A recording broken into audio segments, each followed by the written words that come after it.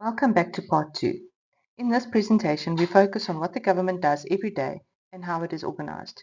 You must be able to explain these functions clearly in the test. One of the main functions of the government is to provide public services and infrastructure. Infrastructure includes roads, bridges, railways, and ports. These help people travel to work and trade. Tax is the biggest source of income for the government. Citizens and businesses that earn money must pay tax.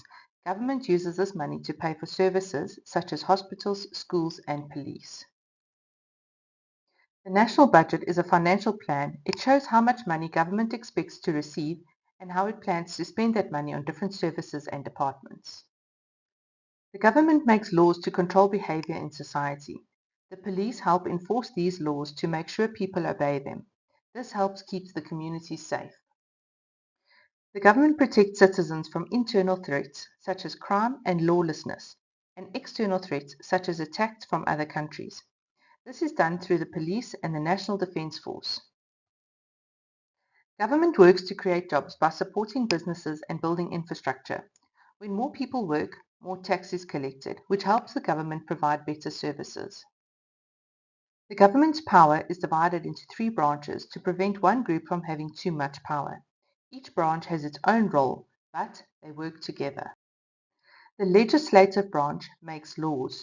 Parliament is the legislative branch and is located in Cape Town. This is important to remember for the exams. The executive branch carries out the laws. It is led by the president that includes ministers who run the government department. The executive capital is in Pretoria. Make sure you know where the branch is based. The judicial branch interprets laws and makes sure that they are applied fairly. Courts protect the citizens' rights. The judicial capital is in Bloemfontein.